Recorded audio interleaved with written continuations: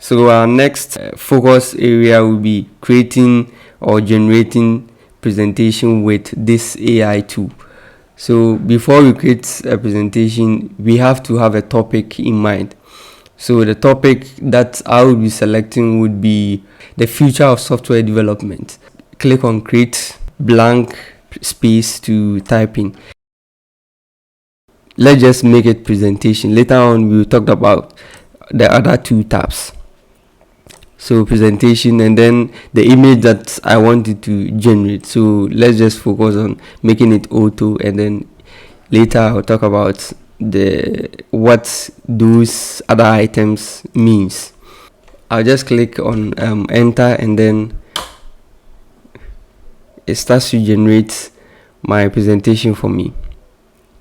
Let's say keep it the software of tomorrow, a look ahead.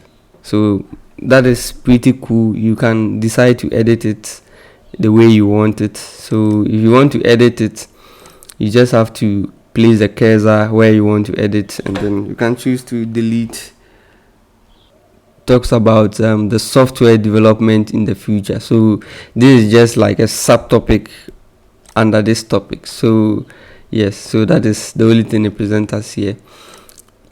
And the next one is the detail of the subtopic. So it says that software development is rapidly evolving and the future holds many exciting possibilities. So there's a lot of paragraphs that it has written for me, and I wouldn't waste much time in reading it.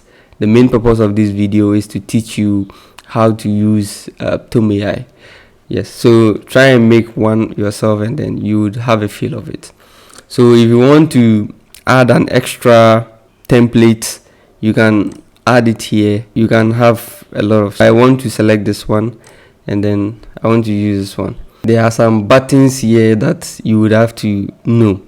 But if I want to use create with an AI tool, I'll just come here, and then I can use the Control key, or I'll just click here, and then it will take me there.